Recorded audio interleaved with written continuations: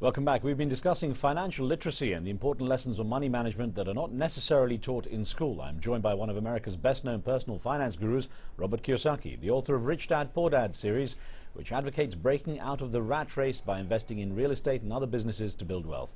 And actually an interesting point that came to me just as I was thinking about the show, Robert, is does the financial literacy or does the skill and the potential skill that can be acquired depend on a person's culture? Do you find variations in the culture of people, the way they approach this?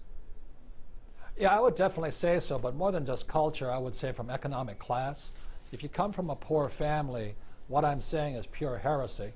And if you come from an academic family like my family, all PhDs, it's academic heresy. And for the rich, they go, what's so hard about this? So it's not so much about ethnicity or anything like this, because every country has its rich and its poor and middle class, but it's just really what economic class you come from. What is the conspiracy you refer to in the latest book? When you talk about the conspiracy of the rich, basically, what do you see that to be? Well, conspiracy of the rich is in two parts. The first part is the history of how we got here, because it didn't just start with this real estate stuff. It's been going on for centuries. For centuries, the rich have always exploited the poor. So the first part of the book is a little bit of history, because if you can see history, you can see the future. And the second part is how guys like me get out of this mess by printing our own money. See, if the real thing is the Federal Reserve Bank in 1913 was formed against the wishes of the U.S. Constitution. The Federal Reserve Bank is not federal. It is owned by the richest European families in the world. It is not a bank. It has no reserves. It has the power to print money as much as it likes. So let's say it issues, it prints $1 billion. That money, they just wrote a check for it. It doesn't exist. It's like just making it up. But they want the interest from the taxpayers to pay the interest on that debt. And that's really what it's about, is about why this economy is collapsing, is because they just started pushing the world into greater and greater debt. And around the year 2002, they started giving home loans to people with no jobs, no income, just to get them to borrow money to keep the economy afloat. But that's 2002 is just a symptom of 1913. So that's the first part of the book. And the second part of the book is how I play according to the rules of the rich. So I'm not against the Federal Reserve Bank. I mean, they're giving me a lot more money now than ever before, but they're not giving it to the poor and middle class. It's tragic. Interesting you say about, getting out of the rat race and building sort of independent wealth here. We had a question from through Twitter from a viewer who uses the name Falky8773. It says, how and where would the few who control the world find people to be their subordinates if everyone had an empire? Well, they do it in Conspiracy of the Rich. I write about the conspiracy against the U.S. education system. In 1904, a man named John D. Rockefeller took over the financial education system with a thing called the General Education Board. And then they dictated what the government taught kids in school. So the way they had to do it was one of the ways, not only taking over the banks, but they had to take over the school system. So when you see stuff like that, you'll understand kind of what's going on. And that's why Conspiracy of the Rich, the first part is history. The second part is how guys like me play by the rules of the rich, which is different than going to school and getting a job. They're very different worlds.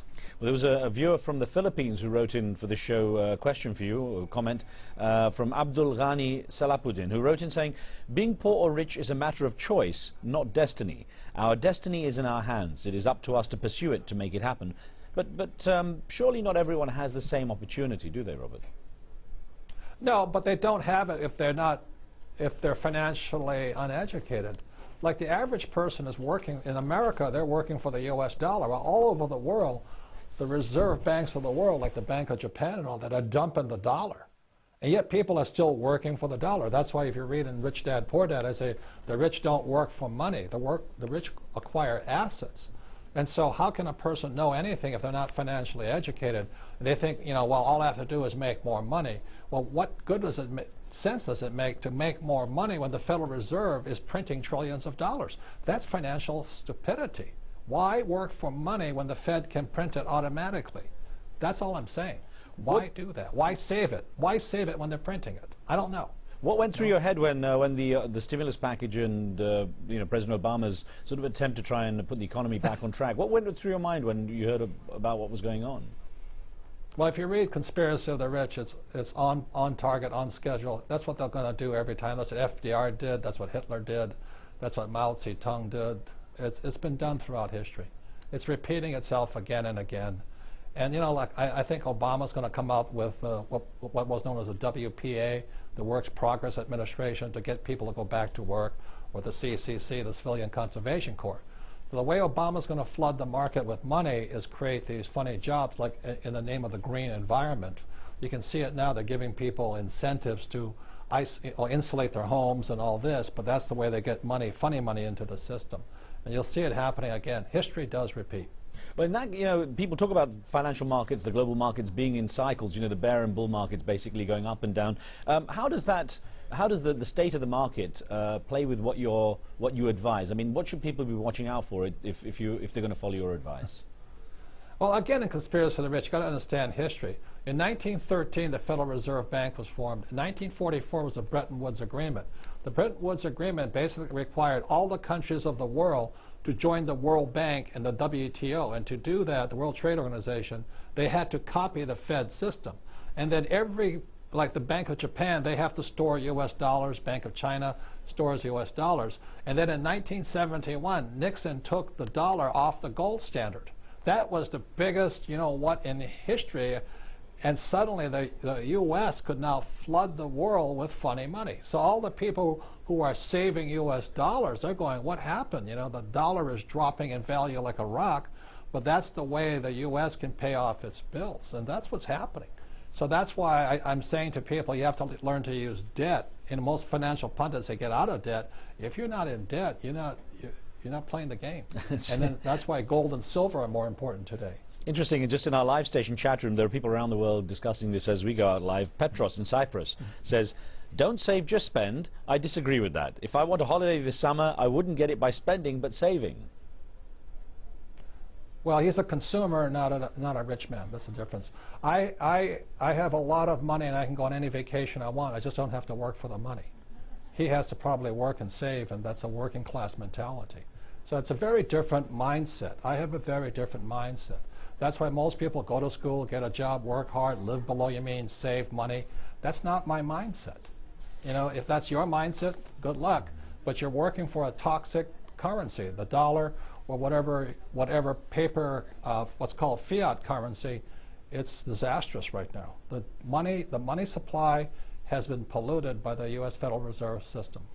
Robert, how do you bring peace of mind and a sense of happiness into the equation? How do people balance this desire, you know, in your opinion, this desire to get wealthy and develop this kind of financial independence, along with just having some degree of peace of mind, not worrying too much, and actually having a sense of happiness, irrespective of financial status?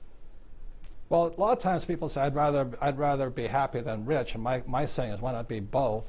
And today in America, there's a lot of people who are not happy because they've lost their jobs or losing their homes, and they don't have enough money to afford health care or retirement. So what's the definition of happiness? So my definition of happiness is to understand money or financial education so that I'm not at the effect of the Federal Reserve or U.S. Treasurer or President Obama. I just want to be an independent person who understands the world of money and has plenty of it, and not have to work and save for it. In your opinion, has the American dream gone then? Is there still such a thing as the American dream? I think it's gone. I think, I know everybody's saying that 2010 is going to be a great year. I'm writing a piece called Predictions for 2010. I'm on Yahoo Finance, and I will show you the graphs and charts I look at, and you can make up your own mind. I think we're going into one heck of a time in 2010, 2011, and 2012. So I'm going to make a lot of money. I'm not concerned about me. But if you can see what's coming, maybe you can take some evasive action. The Fed is printing money. Well, this is what I wonder, is that how can, I mean, when you say take some action, is there just something very basic that people can do if they're worried now, listening to what you're saying? Is there something that the average person can do? Yeah, right now, I don't care if you have euro or yen or dollars. Right now, I'd be buying silver and gold. And because they're going to, if the U.S. devalues the dollar, everybody else has to devalue their dollar. You see, look, if the U.S. devalues the dollar, that means, let's say you live in England, your exports get too expensive for America, So the Bank of England has to drop its rates, which means inflation goes up in England. So it's this game of chicken being played with money. The irony of it was President Obama, when he was running for president, he said that China was the biggest manipulator of the money supply. That's not true. The United States is. And so I would, if I lived outside the U.S., I'd be watching what the Fed is doing and what they're saying, and be very careful about this thing called money. It's really a currency. It's just paper. It's not worth the paper it's printed on. For the very first time in America, the people who save, they're making less money by putting it into U.S. bonds. The bond rate went down below parity. Well, so I'll tell you, everything right now, everything is screwy right now. That's what I'm saying, so pay attention. Robert Kiyosaki, you've certainly given us food for thought. Thank you so much for joining us on the show. Good listening to you. Thank you for the time. Appreciate it. Pleasure. Thank you for being with us with your questions. So remember, you can follow our program on Twitter. We'll keep you notified on upcoming shows. You can send us questions and comments for our guests. But for now, from me and the team, we'll see you next time.